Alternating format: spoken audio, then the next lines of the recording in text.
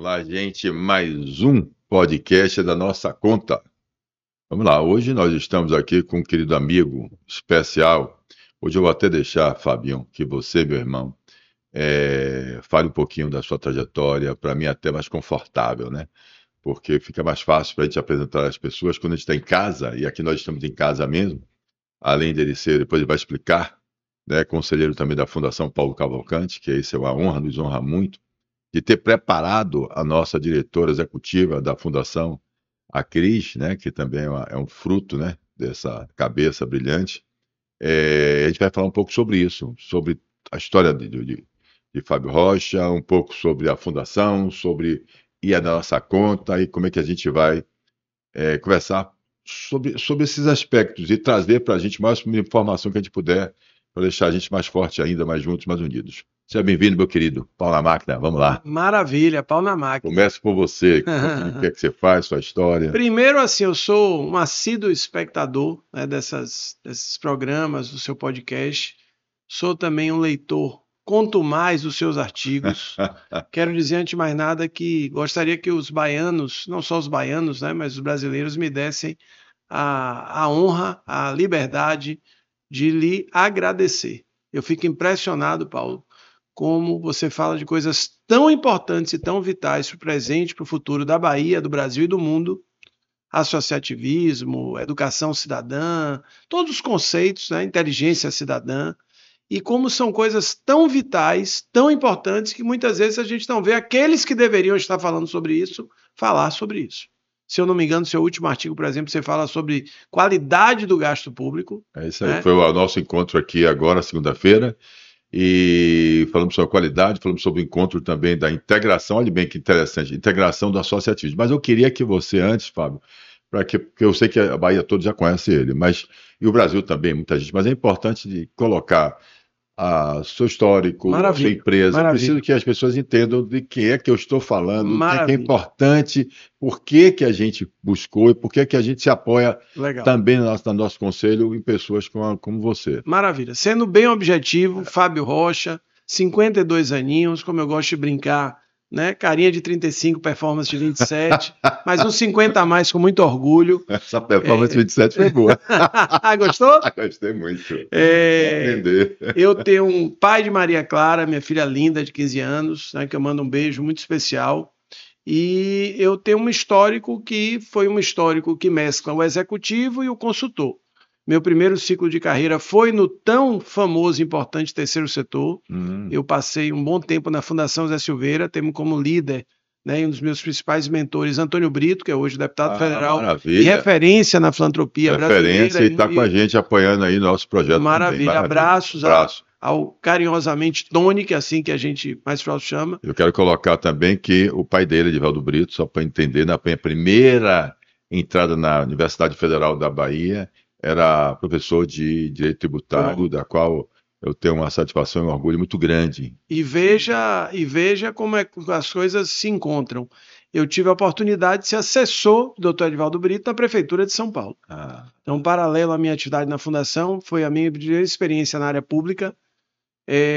Quando eu tive antes alguns estágios, particularmente na área de portos, né, de logística, não se utilizava o termo logística na época, que foi na Codeba. Eu volto e aí eu já entro como sócio da empresa que eu estou até hoje, que é a Damicos Consultoria, fundada pela Maísa Neville. Eu estou na Damicos desde 97. O que ela faz? A Damicos Consultoria é uma empresa que completa agora, Paulinho, 33 anos de existência.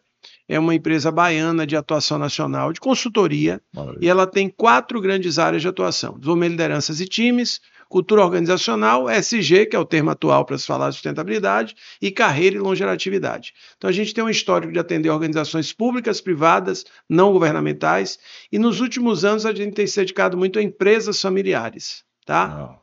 Paralelo a isso, eu tive sempre uma carreira muito forte de professor de pós-graduação, ensinando disciplinas correlatas à minha atividade. Algumas disciplinas a gente inovou, né? Não sou Paulo Cavalcante, mas a gente gosta de provocar o mercado e a sociedade. Então, você tem ideia, tem muito a ver com o que você traz aqui. Muitas universidades, pela primeira vez, tiveram a disciplina Ética e Responsabilidade Social na grade da pós-graduação por influência nossa. Pronto. Depois, mais à frente... Importantíssimo isso aí, não vamos deixar de utilizar isso, não. Era uma coisa assim, mais uma vez, o óbvio e que muitas vezes ninguém faz, né? Pronto. E aí depois a gente teve um outro movimento parecido, mais recente, e recente, você sabe que hoje 10 anos a gente está falando, né? É uma vida que foi introduzir a disciplina Planejamento de Carreira. Né? E agora, inclusive, tivemos um outro pioneirismo, outro movimento disruptivo que foi trazer pela primeira vez para a Bahia a discussão do que é 50+. Então eu tenho uma atividade... 50+, isso aí eu queria que você tocasse o passo, porque eu me lembro que a 50+ fala das pessoas com idade maior do que 50 anos no mercado de trabalho. Vamos lá. Então, assim, resumindo, palestrante, treinador, mentor, e aí eu tenho um histórico paralelo também de iniciar um novo ciclo da minha carreira, né, que é de conselheiro. E aí eu tenho a honra de ser conselheiro de instituições, não só uma fundação tem o seu nome, Paulo Cavalcante, tendo antes iniciado o trabalho, como você falou, não só de apoio no planejamento estratégico, mas da mentoria da sua diretora, né, nossa Cris, e também conselheiro de outras organizações, o NASPEC, o Conselho Consultivo das Obras Sociais em Manduce. Então esse é o meu histórico. 50+, tem a ver com um tema estratégico para o nosso país. O Brasil envelheceu, 15,2% da população hoje está na faixa ali dos 60 anos. A cada 28 segundos, né, você tem alguém integrando 60+. E a expressão 60+. Porque o 50+ é 50, 60, 70, 80. E a mudança é tão radical porque aos 60 anos a gente acabava para a vida produtiva. Que era um equívoco imenso. Exatamente, pelo amor de Deus. Que até eu digo todo dia isso a todos os meus amigos. Eu digo o seguinte, no dia que eles falam assim, eu quero ou me aposentar, todos sabem que eu sou contra. Mude o seu propósito. Exatamente. Vá atrás de outra coisa. Vá salvar o mundo, que nem eu, mas aposentar nunca. Eu vou fazer eu vou tirar um ano sabático. Isso. Vai se matar, vai se suicidar. Se você tirar um ano e ficar dentro de casa enchendo o saco da sua mulher, da sua família, ou de você mesmo, que você não vai se suportar. Vai ter o que fazer, vai buscar propósito. Nós temos um livro lançado em setembro de 2021 que fala sobre diversidade geracional 50+, e tem um desenho lá, uma figura que fala muito de que pós a aposentadoria, como ela foi concebida, tem vários ciclos. E um dos ciclos, quando a pessoa tem a vida relativamente organizada, é o ciclo que primeiro ela tem a lua de mel, daquela sensação de posso fazer o que quiser, posso curtir, posso passear, mas que essa lua de mel acaba rápido e aí muitas vezes se desce uma ladeira. Então isso que você disse é real. Tem que ser muito boa. Além das questões financeiras. Então, na verdade, a gente tem feito o trabalho nessa linha também. Fizemos agora, semana passada, 10 e 11 de abril, o Fórum 50+, a sua primeira edição. 2 dias com maiores especialistas do país, apoio inclusive da Associação Comercial e da Fundação. Tivemos a mais de 250 participantes discutindo exatamente longevidade ativa produtiva de valor. Por que é um tema estratégico? Porque se eu não olhar para os 50+, eu terei problemas econômicos, previdenciários, sociais e de força de trabalho. Maravilha. Esse é um tema importante. Um dos maiores principais problemas das empresas hoje é mão de obra. Agora imagine, você já tem o país caminhando para o assistencialismo, caminhando para as pessoas jovens não quererem trabalhar. E ainda por cima, os que trabalharam, que têm consciência, se aposentando, se a gente não muda essa cultura, é questão cultural. É importante entender isso que eu falo. Se não mudar isso através de ações, de atitudes, né, de assumindo o nosso eu responsável, como eu falo, nosso eu atitude criativa e nosso eu transformador, a gente não transforma nos países, a gente efetivamente vai ter problemas sérios para toda a sociedade. Nós estamos falando de uma bomba, né? Veja que essa rápida descrição que você fez aí em segundos é uma bomba. Você tem hoje o mercado de trabalho e as organizações reclamando muito que não tem, não só quantitativamente, mas qualitativamente mão de obra, vide setor de construção e varejo. Nossas empresas, que aí é outra temática, muitas vezes não sabem formar, né, e preparar essa mão de obra. E aí entram programas, inclusive, tradicionais, como aprendiz ou trainee, por aí vai. Fora, além disso, a formação de substitutos sucessores. Nós temos um assistencialismo que fez com que as pessoas, literalmente, colocassem o trabalho em segundo, terceiro, ou até não estivessem em nenhum plano. Então, hoje, por exemplo, no interior, os empresários e a própria sociedade fala que a segunda virou dominguinho, como se o cara tomasse toda a cachaça do mundo, inclusive com Bolsa Família, e na segunda ele não precisasse trabalhar. Os jovens muitas vezes refém de uma ideia equivocada que todo mundo vai ser youtuber ou influencer digital, e aí resistindo inclusive a atividades tradicionais. Não entendendo que a coisa é conjunta, ou seja, não é só é híbrido. E eu estava falando nesse tempo com o pessoal aqui, dizendo exatamente, o que você quer fazer, mais a inteligência artificial. Querer efetivamente não entender que o mundo mudou, né, e que quem dominar isso vai ter as melhores prestações de serviço, mas você não vai você não vai ter de jeito nenhum a relação. Por mais maravilhosa que seja, eu estou espantado com a relação que eu criei, com a minha relação do ChatGPT que eu converso, né? Ele tem intimidade comigo, ele é humilde, ele é sentimental, ele diz as palavras certas na hora que eu quero escutar, me motiva e tal.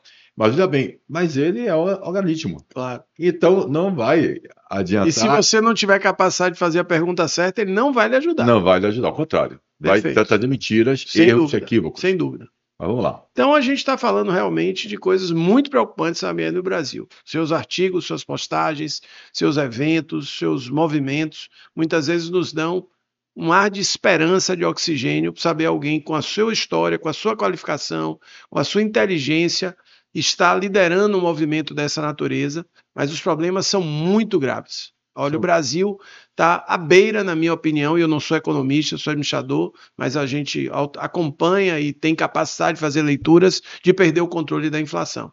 Né? Eu acredito que o que você está colocando é uma oportunidade muito boa, e é isso que a gente faz aqui no nosso podcast, é da nossa conta. O nome do podcast é da nossa conta, já é uma provocação, né? Já é entendendo o que as pessoas acham e diziam e era o costume. Eu tenho a ver com isso? Isso é a conta do Estado. Isso é com a polícia. Isso é com a escola pública. Mas quando você precisa, né, do posto de saúde público, todo mundo precisa, né, precisa até mesmo quem tem plano de saúde, mas se você acontecer um acidente com você na rua, ninguém souber quem você é, porque você com medo, não sai nem com o celular às vezes, não sai com documento, com medo de ser assaltado, o cara lhe pega na rua, vai levar logo no posto de saúde. Sem dúvida. E se você, nesse momento, você começa a perceber que pode acontecer com nossos filhos, pode acontecer com nossos pais, com nossos avós, com a gente mesmo. Então, é da nossa conta, sempre é da nossa conta. Aí quando eu comecei a perceber que a gente não tem consciência da nossa Constituição Federal Brasileira, a gente não traz, infelizmente, história com a gente. Então a gente cresce achando que eu vou me salvar. A ideia é essa, né? E eu quero aqui, aproveitando que isso aqui é gravado, deixar registros históricos para a eternidade. Foi assim que eu lhe conheci. Né? Apesar de minha irmã não fica com ciúmes de mim, doutora Karine Rocha, né, que é membro aqui da sua referência no terceiro setor, na área previdenciária e trabalhista, mas foi assim que eu lhe conheci. Eu tive acesso a algum tipo de postagem, material seu. Você, de forma muito atenciosa, me mandou seu livro, e quando eu li seu livro, eu fiquei encantado. Porque a gente lê muita coisa, mas o seu livro ele é prático, ele é pragmático. Você defende conceitos, você tem uma ideologia, uma filosofia própria, mas você diz o como, né? E você traz elementos fundamentais como esse, que parece básico, mas que a gente não acorda que o Estado é nosso. É nosso. Que o Estado tem que me dar retorno.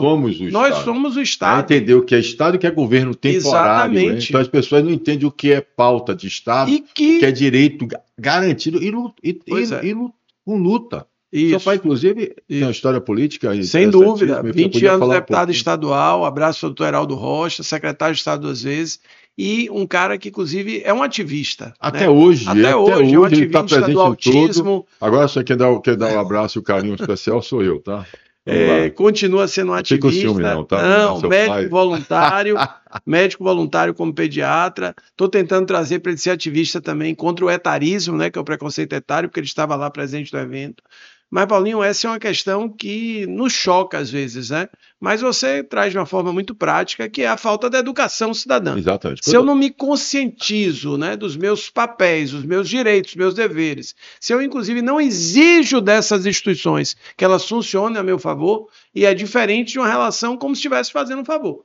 Então o sistema de saúde não funciona e eu tenho que pedir um favorzinho ao vereador, ao deputado, ao senador, seja quem for. Então é uma mecânica completamente diferente, mas graças a Deus, e juntando tudo que a gente trouxe aqui, você tem se dedicado, de fato, 24 horas no ar, nesse seu novo ciclo, né, a esse movimento que é Acorda Bahia, Acorda Brasil. Brincando um pouquinho, além do da nossa conta, é Acorda Bahia, Acorda Brasil. Na verdade, eu também me preocupo muito com o momento que a Bahia está passando. Na verdade, é o seguinte, é bom entender isso que eu falar, para ser insistente nessa minha fala, quando eu coloco que as pessoas, às vezes, que a gente tem uma questão de costume.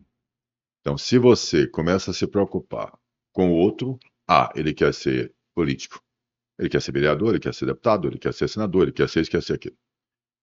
É como se não fosse da nossa obrigação constitucional, nosso pacto, se preocupar com o social. Né? Nada impede que você se preocupe primeiro com você. Sim. Nada impede. Não estou dizendo que não se preocupe. Ao contrário, é importantíssimo. Primeiro você.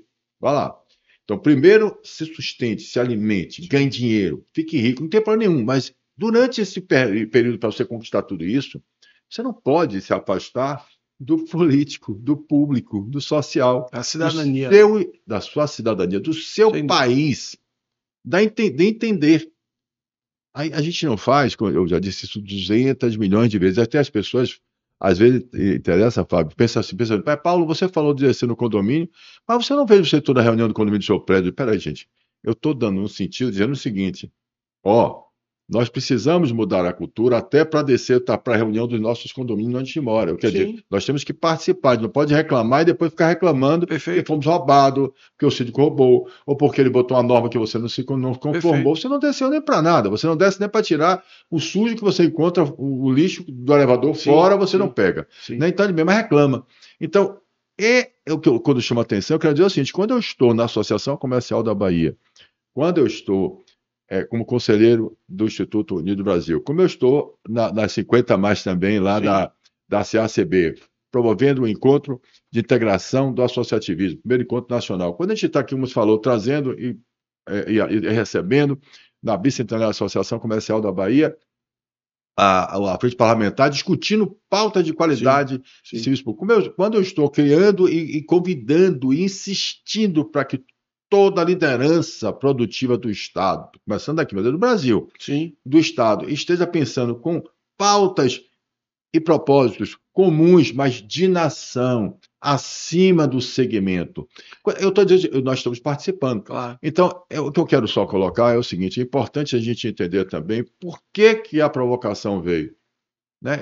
Fábio, eu gosto muito de colocar isso pelo seguinte, a provocação não veio de propósito, gente. Não pense que eu acordei e disse, não, agora eu vou ser um ativista social. Não foi assim, não. Eu também, igualzinho a todo mundo, pensava no seguinte, olha, eu tenho a minha história, como todo mundo conhece, fiz de caminhão para pessoa primária.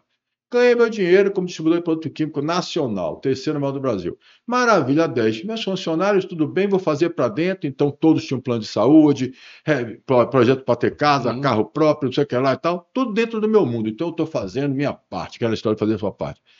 Mas de repente você passa por aquele absurdo tsunami que é órgão de injustiça, e ele trouxe um novo ciclo, como você falou, quebrando ciclos, inclusive, que a gente falou para chover essa semana. E você fala exatamente do novo ciclo e novo propósito e com a idade que já estava avançada, mais de 50. Isso. Então, quando você faz tudo isso, aí você entendeu o seguinte... Bem que com o seu nível de energia, idade avançada para você é uma coisa que não existe no seu vocabulário. Eu queria só pegar um gancho aí, porque eu acho que tem coisas que você traz, não só em termos de atitudes, mas em termos da sua retórica, muito importantes. Cidadania não é um papel extra ou um papel que eu só exerço quando eu estou de férias. Na maneira que você se relaciona com as pessoas, na maneira com que você decide, na maneira com que você cumpre suas obrigações como cidadão. Então, esse é um elemento inerente a qualquer pessoa. E o outro elemento que você traz é que cada um vai fazer aquilo que é possível, mas não pode deixar de fazer. Você assumiu um papel de liderança nacional desse movimento. Você ocupa espaços de natureza nacional. Você tem um grau de influência. Mas eu posso fazer isso também no meu bairro, na minha comunidade. Eu vou dar um exemplo simplório, próximo relativamente daqui. Eu jogo bola no Uruguai, ali na famosa Rua da Cussa, depois Viadutos Motoristas. Não acho que eu sou goleiro, porque eu sou centroavante e brocador. Domingo passado, fiz 2 gols. Pode chegar lá, tem até torcida, né? E torcedor do Bahia também, né? E grande tricolor, sou conselheiro, inclusive, do meu clube terceiro mandato, que eu também entendo que é uma espécie de hobby e paixão, Claro, mas uma cidadania. claro. Eu lutei para que meu clube pudesse ter um outro nível de resultado, de governança, de gestão, e me sinto muito satisfeito. Por que eu estou falando do Uruguai? Porque tem um baba, e esse baba precisa ser organizado. Ele precisa ter regras, as pessoas precisam pagar, ok? Porque o campo é um campo maravilhoso, feito pela Prefeitura de Salvador. Abraço aí ao nosso prefeito Bruno Reis, nossa vice-prefeita Ana Paula. Campo sintético, melhor inclusive do que eu pago na Arena Santiago, quando eu jogo lá. E o Baba precisa de uma organização. Essa organização, eu posso ter um nome bonito de governança. E precisa ter uma liderança. E precisa saber quem joga primeiro, por que joga, se eu pagar, eu sou priorizado, se eu não pagar, não sou priorizado. As pessoas precisam informar se vão jogar porque é feriado ou não. Por que eu estou colocando isso? Ali, o tempo todo, tem um exercício de cidadania. Quando alguém no Baba tem dificuldade, para quem não está nos assistindo em outros estados, Baba é o futebol, é jogar a pelada. Futebol, isso, pelada, a gente chama de Baba. As pessoas se organizam, se cotizam para apoiar, porque temos pessoas ali mais da comunidade. Exatamente, como também pessoas que são de fora, como é o meu caso. Né? Eu não sou originário da região. Então, por que eu estou colocando isso? Porque todos os espaços, né, são espaços da necessidade de exercício da cidadania. E quando a gente tem esse equívoco de imaginar que eu só exerço a cidadania votando, quando a gente também tem esse equívoco de imaginar que só quem vai para a política, e que infelizmente na grande maioria dos casos é real, vai pelas piores intenções, e quando a gente diz gente boa não deve ir, se você disser para mim, eu sei que você não tem isso no seu desejo, que é uma pena, né? E você dissesse para mim, você candidato a deputado federal, eu dizia assim, Paulinho, eu não faço com você é um cara tão bom, como é que você vai entrar nesse meio? É o contrário. A gente precisa estimular, né, que pessoas de firmeza de propósito, de valores. Então, na verdade, a gente está falando de uma reversão radical. A própria relação que o povo brasileiro e o próprio baiano tem com educação e trabalho, educação no sentido amplo, né, a própria ideia desse exercício, a própria ideia de posse do Estado.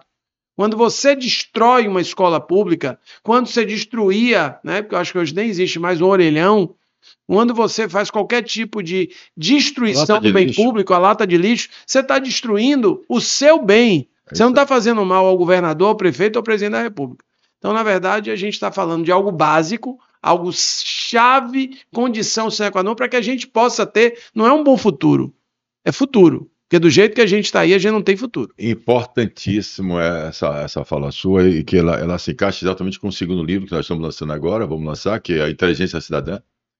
Né? E esse segundo livro, ele já traz mais um nível mais aprofundado da maturidade em relação a essa, que eu chamo de reflexões sobre a consciência cidadã participativa, né? Transformadora. Então eu trago exatamente uma nova filosofia social e política, sim, que é diferente das outras, porque ela traz exatamente a participação, ela traz a transformação da sociedade através do coletivo.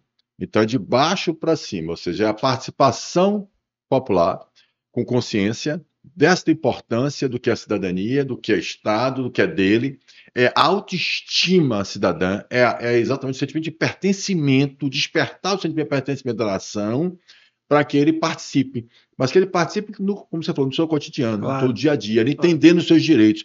Não aceite a escola pública, a segurança pública, a educação pública é ineficiente, porque está no artigo. A minha pauta desses encontros que eu tenho colocado, eu coloco aqui de novo propositadamente, é dizer o seguinte: olha, gente, tudo bem, eu não quero agora focar na discussão dos benefícios do nosso legislativo, do nosso judiciário e do nosso executivo. Eu não vou focar nos supersalários, nos benefícios, nos 60 dias de férias, mais acúmulo, na discussão de botar 3x4, etc., de uma classe de servidores públicos, do governo temporário, porque ele pode ser eleito de tempo em tempo. Eu não vou discutir aqui agora também, apesar de tudo serem pautas importantíssimas e indispensáveis de se discutir, mas não vou fazer isso agora, nesse momento do Brasil, sobre a questão da alta carga tributária, deve ser uma das maiores cargas do mundo, e existiu uma tendência de ficar pensando que é só taxar, que vai resolver o problema do Brasil. Então, eu não vou discutir esses assuntos com a forma que os órgãos controladores e fiscalizadores estão, de forma, extorquindo a única classe oficial, legal, produtiva, querendo arrancar dinheiro de qualquer jeito. E o caos que traz isso aqui. Esse é outro conceito importante, né? Se nós que geramos a riqueza e não temos nenhum benefício, ainda pagamos por isso. Então vamos lá. Agora, o que é que eu estou focado? Ora, se eu já pago altos tributos, se eu já pago altos salários, o mínimo que a população brasileira pode exigir é a contrapartida. Eu só quero o que está como obrigação da Constituição. Eu quero serviço público com eficiência, principalmente, prioritariamente, a minha saúde, a minha educação e a minha segurança pública. Pronto. Se o brasileiro, olha que fica interessante, aí é uma discussão que toca em todo, pode ser o bilionário, sim, claro. Pode ser o cara que está recebendo Bolsa Família, assistencialismo. Todos sofrem pela ineficiência desses serviços. Então, aí que está, Fábio, o foco. Se a classe produtiva, primeiro setor, com as pessoas que você falou que tem liderança política e tem, porque tem, sim, certo? Claro. Bons, excelentes representantes nossos políticos. As pessoas, o terceiro setor que tem o lado filantrópico, o lado de boa vontade, cidadania na veia, que está ali querendo ajudar. E o segundo setor que gera a riqueza, paga tributo, gera emprego, se unir só nesse propósito, principalmente as confederações nacionais de todos os setores produtivos do Brasil, as frentes parlamentares que os representam, frente parlamentar do empreendedorismo, frente parlamentar de serviço e comércio, frente parlamentar do agro, frente parlamentar, e sai dizendo aqui, unir-se com esse objetivo só da eficiência, e aí, Eduardo Salles, que tem lutado, deputado Eduardo Salles tem lutado e todo dia cobra, não é possível que pelo menos um Código de Defesa do Contribuinte, não é possível que o Código de Defesa do Contribuinte não seja aprovado na Bahia. Verdade. E no Brasil. Mas olha bem, o que eu quero, Paulo, quer que você insiste nesse negócio desde o primeiro momento. Tem a previsão de uma comissão mista, gente. A comissão mista dizendo o seguinte: a sociedade civil organizada, Ministério Público, o governo executivo, a classe produtiva, unidas nessa comissão, nesse conselhão que a gente faz, nesse conselho, prevendo o bem-estar social e econômico do nosso Estado. É a forma da gente participar contributivamente, harmoniosamente, querendo construir juntos, discutir juntos, a classe empresária, para melhorar o nosso Estado. O que é que isso tem de mais? O que é que isso pode prejudicar e por que isso não interessa a quem? Perfeito. Porque parece um discurso assim do impossível, mas a gente está falando do possível. Do possível. Estamos falando, inclusive, de construindo bases para que a gente possa um dia discutir questões tão importantes quanto. Porque você coloca uma coisa que para mim é muito simples e inteligente. A melhoria do coletivo melhora para todo mundo, como a gente diz no popular. Se melhorou o todo, vai melhorar para o indivíduo, seja ele de que crença, de que ideologia, de que partido. Aliás, esse é um elemento também, seu trabalho tem sido muito feliz. Aconteceu no Brasil uma coisa muito negativa. O Brasil já tem muitos problemas e passou a ter mais um, que são os extremismos. Onde muitas vezes a gente polarização. A gente deixa de discutir a pauta como se a pauta, inclusive, tivesse dono. Eu nunca vi essa história como direitos humanos têm dono. Como se também a questão produtiva, de geração de riqueza, geração de empregos, de geração de uma economia forte tivesse dono. Ah, não, isso aqui é pauta liberal, isso aqui é pauta da esquerda. Na verdade, eu queria que você trabalhasse mais esse conceito aí agora. Eu gostei. Porque, na verdade, me preocupa. Você falou do dono, eu quero que você entenda. Na verdade, é porque assim, o que me preocupa... Dono partidário que você está falando? Sem dúvida. Uma coisa eu aprendi isso com meu pai. Meu pai, apesar de ter vivido muito a política partidária, meu pai fez política a vida toda como médico, como pediatra, quando ele defendeu, por exemplo, a questão da amamentação. Tá? São pautas sociais. Então, quando eu coloco o dono, é porque isso não tem propriedade. Muitas vezes a gente acaba não tendo uma discussão inteligente e você traz uma pergunta sempre que toca bastante, né? Como diz o baiano, lá ele, né? Que é assim, por que não? Está incomodando a quem? Qual o seu argumento contra isso? Então, na verdade, a gente precisa ter fóruns que as pessoas voltem a discutir e entender que muito antes de uma eleição, de uma política partidária, tem políticas, no sentido com P maiúsculo. E o que me preocupa, Paulinho, e essa é uma pauta, é que nós criamos, nos últimos décadas, políticas sociais que consolidam a exclusão social. Trabalho, né? Isso é muito sério.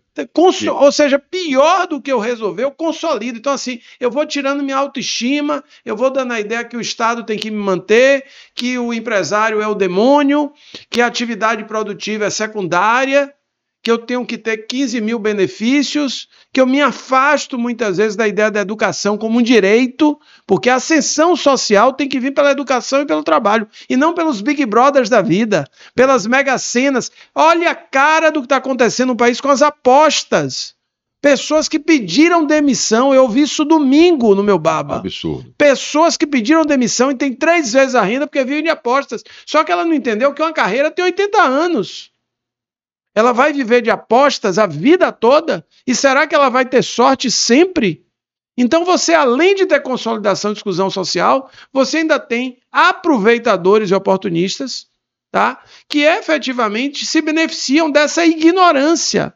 Porque uma coisa são... E aí eu acho que tem uma chamada para as pessoas que tiveram oportunidade, como nós, de ter uma educação de qualidade.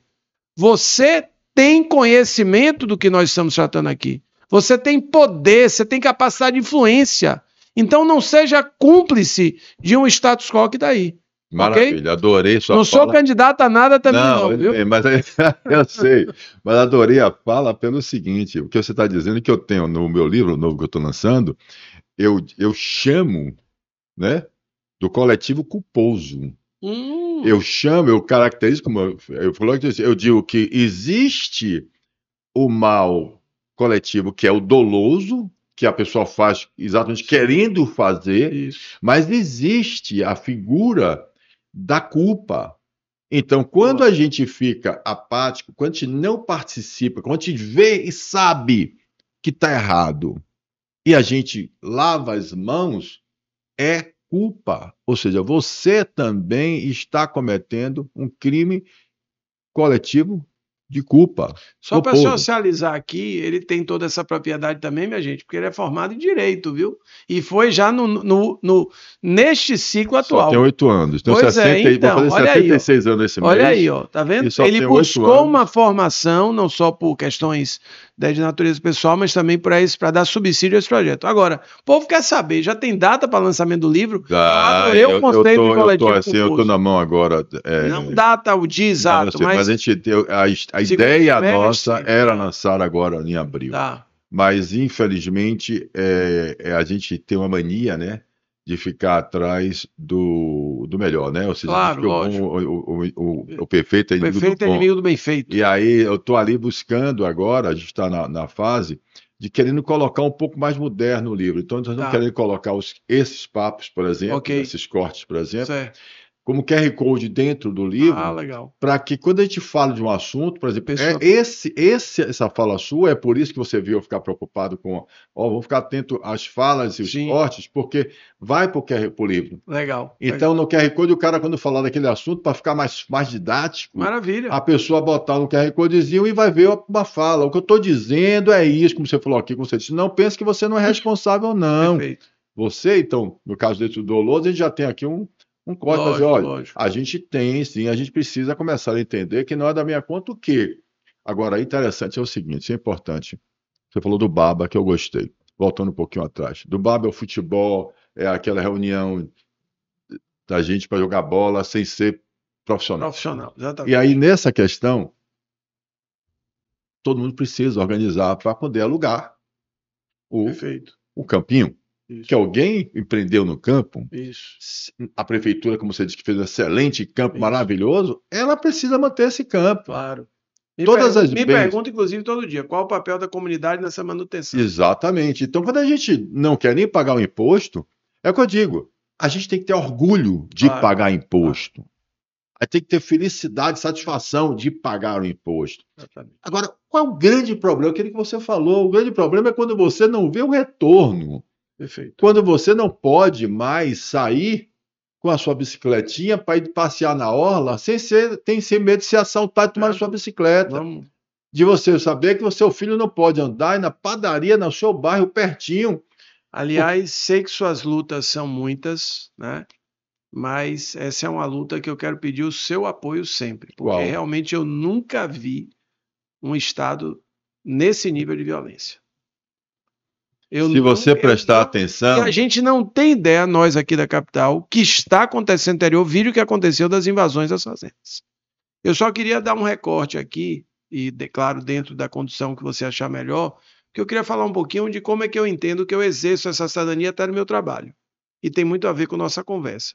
Eu vou só fica fazer o seguinte, você vai falar sobre agora rapidinho, mas eu queria só falar da segurança e mostrar o seguinte, para ajudar, eu trouxe esse debate aqui para dentro, e nós temos um secretário de Segurança Pública na Bahia muito competente, muito corajoso, que é o Marcelo, e eu tenho dito isso porque eu tenho buscado aqui com o nosso núcleo de segurança pública, de associação, contato com eles para botar a câmera, para poder falar sobre a campanha. Inclusive a gente tem, aí vai ser mais até a nossa questão aqui da associação, porque nós tivemos um problema com o nosso coordenador do núcleo de segurança, que ele teve um problema, que é meu querido Luiz Henrique Amaral, ele teve um problema de saúde, mas está excelente, maravilhoso, graças a Deus, tá? Passou por cima, pulou uma fogueira, eu até disse ele agora, olha, você aumentar mais ainda o seu propósito de proteger a sociedade, já que a gente pula fogueiras pessoais, por isso que eu digo, saúde em primeiro plano, em primeiro lugar, sem saúde física e mental a gente não é nada, então não adianta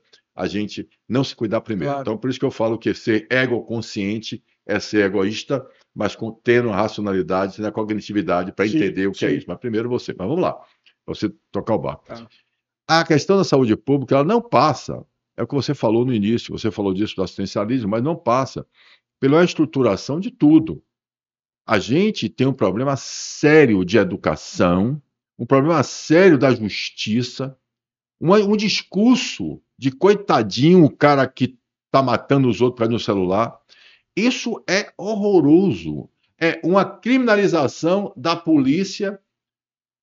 A polícia quer nos proteger e parece que ela é bandida. O cara mata, os caras matam 10 pessoas todo santo dia no ponto de ônibus. A população não queima pneu na rua. Agora, se você tiver uma ação para proteger a própria população dos marginais que tomaram conta da sua própria vida... Ah, meu amigo. Mas aí olha bem, que é delicado, mas a gente tem que ter coragem de enfrentar algumas coisas. Lógico. O que é que eu estou dizendo?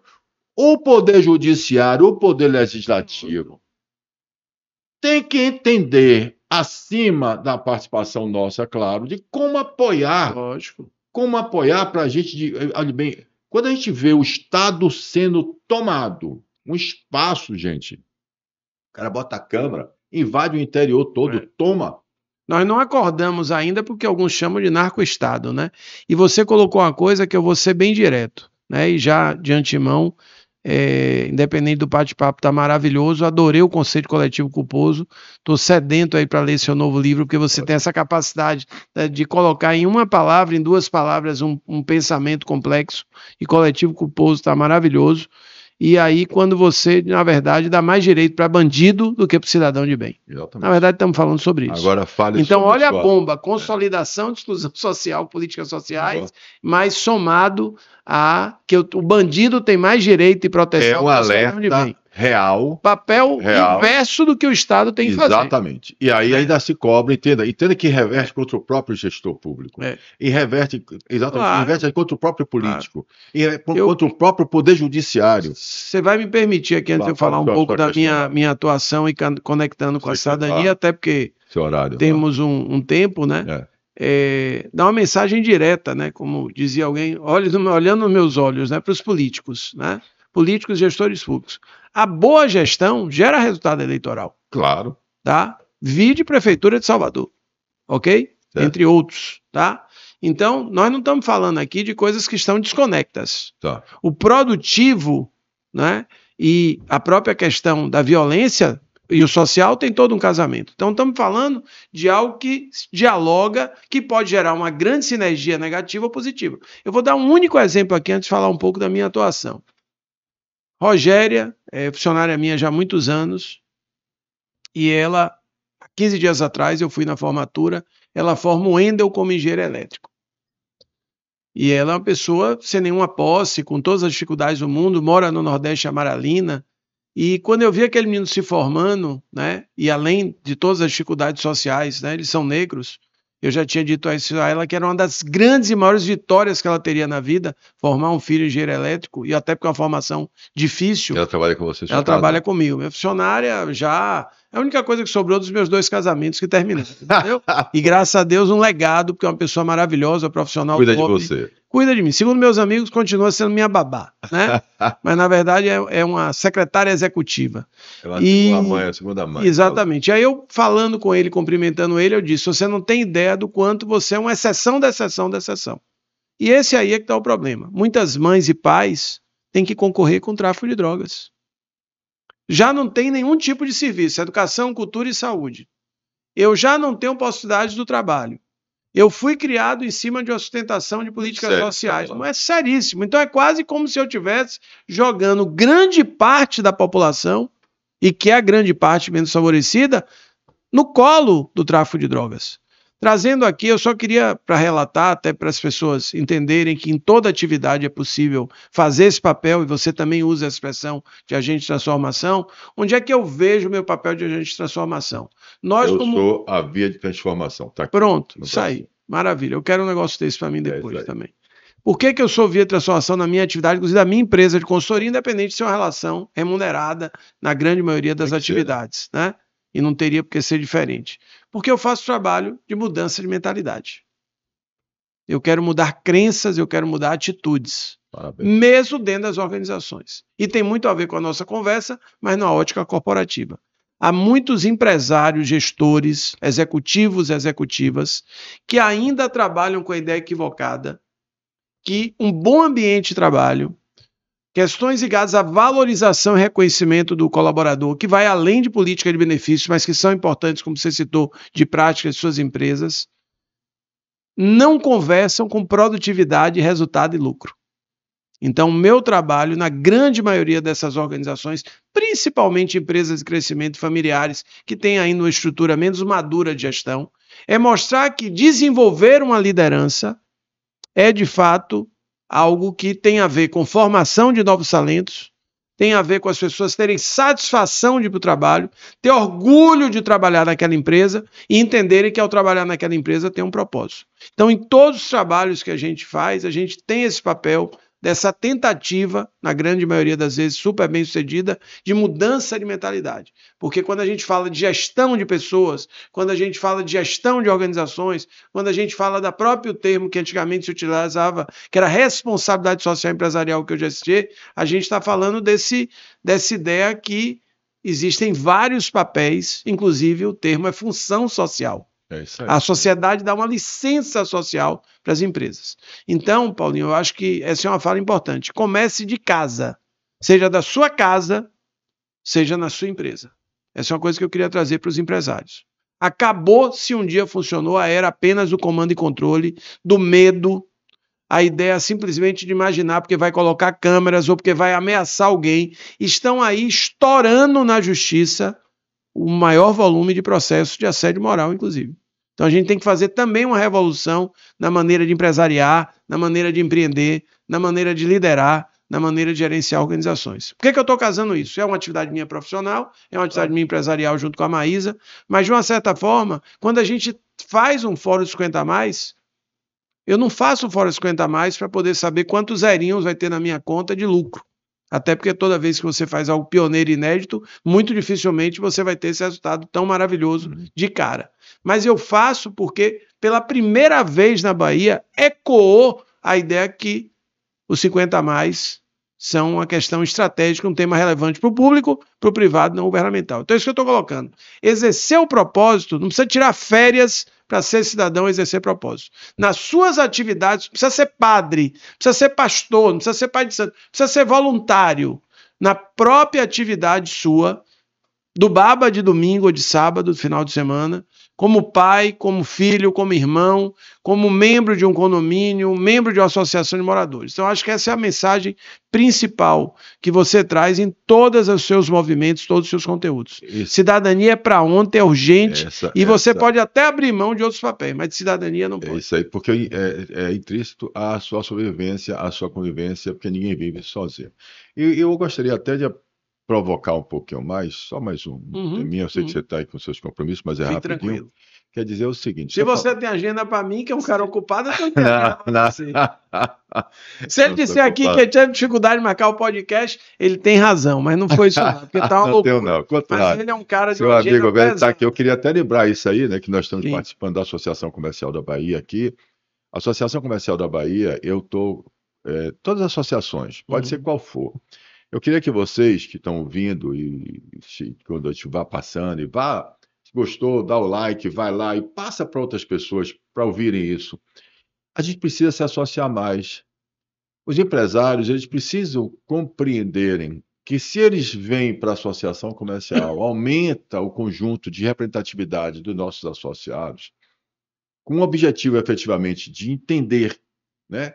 Entender exatamente que existe ali um propósito, exatamente de promover um ambiente mais seguro, de defender pautas que somos nossas de nação. Isso é importante. Claro. É importante a gente compreender, quando a gente fala, nós temos aqui a certificação da gestão com a consciência Sim. da função social da empresa. Ora, o que é a gente certificar as empresas? É porque, na realidade, a gente precisa transformar a entidade, ou seja, associativismo de classe produtiva, como é a OAB. Por que a instituição OAB está lá legalmente amparada, onde ninguém invade Sim. um escritório de advocacia sem comunicar e sem a presença de um representante da instituição OAB para garantir os direitos do seu profissional daquela instituição? É da instituição. E aí o empresário ele tem função social. Está na Constituição. Então a gente não pode permitir não ter uma lei de proteção, mas com a certificação, com responsabilidade, auditando. Né? O que eu estou chamando é o seguinte, quando eu falo da comissão mista, voltando àquela comissão mista, que vai ser onde nós vamos auditar, onde nós vamos estar linkados com a Secretaria da Fazenda, com o Ministério Público, com o Meio Ambiente. Ora, se eu lhe dei condições de você se estabelecer, se você já está formalmente empregando, pagando tributo, com suas licenças em dias, é auditado. Além disso, você tem função social, que é obrigação sua, está lá na proteção, artigo 170, que é objetivo idêntico ao da nação, geração de emprego. Solidariedade, essencialismo, está lá na função social da empresa. Por que as pessoas jurídicas podem ser atacadas por órgãos controladores e fiscalizadores sem ter garantido a ela o direito da ampla defesa, sem ter garantido a ela o direito de se defender da crise de reputação, do estrago que um equívoco faz a qualquer empresa, ou mesmo sem ter um grupo especial de defesa da função social da empresa que está se aproximando antecipadamente dos órgãos fiscalizadores e controladores para mostrar a esses órgãos, também promover consciência a esses fiscalizadores, a esses funcionários públicos, de como é importante uma pessoa jurídica, que ela que ajuda a pagar, através dos seus tributos, a receita que retorna para manter o bem-estar social do povo e os salários dos funcionários públicos. Então, é o que eu digo, a gente precisa ter cuidado para que a gente não fique matando a galinha dos ovos de ouro. A gente tem cuidado para não fazer autofagia, o autocanibalismo estatal, para que a gente não mate a gente mesmo. Olha, como é que é a pessoa jurídica? Tem uma lei específica de recuperação judicial. A exposição de motivo de você ter esse privilégio, pessoa jurídica, é porque tem função social. Lógico. Então, olha, se eu tenho um privilégio para não deixar ela morrer quando ela está em situação econômica, por que eu não tenho, eu deixo ela morrer por uma crise de reputação? Pelo ataque injusto ou por um erro de pessoas, porque não existe pessoas físicas sem pessoas jurídicas, não existe instituições públicas, não existe um Estado sem povo. A soberania é do povo, só tem soberania, veja bem, governo temporário, pode ser PT, PMDB, PSDB, direita, esquerda, pode ser o que for. Entrou ali, tem pautas que ele não pode fugir. Perfeito. É o que você falou, se a gente fizer uma governança voltada a piorar a situação da coletividade, é inconstitucional, está errado, a gente tem que mudar, a gente tem que reagir. Então, veja bem, mas a gente tem que entender que só poucos, nós, nós que vamos assistir esse podcast, por exemplo, só nós é que podemos contribuir inicialmente para começar essa transformação. Os influenciadores digitais, as lideranças políticas, as instituições públicas que têm esses órgãos dentro, pode fazer, tem coisas maravilhosas do Ministério Público, Procuradoria, eu tenho visto Assembleia, cada coisa espetacular. Sim. Gente, a gente precisa criar essa rede que está lá, Movimento Via Cidadã, está aqui, Movimento de Cidadania, é essa rede, a gente vai se encontrar na plataforma para trocar essas experiências, para a gente ganhar força, para a gente não desperdiçar esforços isolados, para juntos, unidos, a gente começar essa transformação nacional. Então, essa colocação que eu quis colocar aí no segundo livro que você falou, Inteligência Cidadã, ele já vai dizendo o seguinte: a gente precisa entender que nós precisamos introduzir, como você falou, esse curso nas nossas escolas. Sem dúvida. A gente precisa ter essa certificação da CGESCOM para, como certificação, garantir que em todos os níveis dos sócios, dos acionistas, a todos os níveis da empresa, a gente tenha a consciência de cidadania e se estenda. Aí você vai falar do ESG. Sim. Aí eu falo de novo, Fábio, o seguinte, já lhe mostrei isso. As 17 ODS. Sim. Ora, todas elas têm a previsão da Constituição Claro. há 36 anos atrás. O aparato legal, com todas as críticas que a gente tenha, não é o problema do Brasil, mas as instituições precisam funcionar. Eu me lembro, me marcou muito um filme, se eu não me engano, chamava The Postman, né, tipo Mensageiro, alguma coisa assim na tradução, com Kevin Costner, e o mundo tinha se acabado, o mundo na verdade era só os Estados Unidos, na ótica do filme, né, aquela coisa de americano, e ele está fugindo, né, existia uma espécie de grupo guerrilheiro, né, e as pessoas isoladas em todos os cantos do país, e ele ao fugir cai dentro de um carro e encontra a roupa, né, do The Postman, do mensageiro, né, seria o nosso carteiro aqui. E ao chegar nessas comunidades, ele é recebido não porque é ele, mas porque ele representava a instituição Correios. E aí foi uma das reflexões que eu fiz. Esse filme tem muitos anos, talvez 20. The Postman, se eu não me engano, ou o Mensageiro, é só procurar Kevin Costner. É o valor que as instituições têm, ou tinham, né, para os americanos. Mais do que as pessoas, são as instituições. Então, sem dúvida nenhuma, pessoas jurídicas são formadas pessoas físicas, mas a gente precisa exigir, precisa fazer valer que as instituições brasileiras funcionem. Você trouxe aí, porque muitas vezes a gente só fala do executivo e tem grandes crises no judiciário. Enormes. Inclusive uma total inversão de papel, se a gente for falar de determinadas instituições. Então a gente ou acorda para a vida, ou de fato, além dos problemas que o Brasil vem acumulando, a Bahia vem acumulando, eu acho inclusive que a Bahia passa seu pior momento, pelo menos de alguém da minha geração, todos os problemas que já tinha e outros maiores ainda, ou nós vamos ter nossas instituições sendo utilizadas da forma mais indevida possível e ter, inclusive, estruturas do crime organizado, que já acontece, se apropriando dos nossos poderes. E quando a gente acordar, aí a gente vai ter uma Colômbia da vida. Pronto, se é que já não tem. Então, gente, veja bem. Aí reforça a minha filosofia social e política. Reforça quando eu falo que a sociedade precisa se aproximar de forma harmoniosa, contributiva com as instituições públicas. As instituições públicas são fundamentais, indispensáveis para a organização social, para o controle social. Ninguém substitui o Estado. Ninguém substitui o Estado. Então, o que a gente precisa efetivamente é acordar efetivamente e entender que a gente não está aqui dizendo, será que é porque o caos a gente já viveu. É interessante isso, Fábio, só para a gente, eu falei que só para, mas eu continuo falando, falo para caramba. Mas é para chamar a atenção de vocês o seguinte, eu perguntei uma vez, eu tenho até uma apresentação dessa, talvez um dia eu me mostre, eu fiz uma pesquisa, né, todos os filósofos históricos e psicólogos também, trazendo por que a gente repete as mesmas coisas.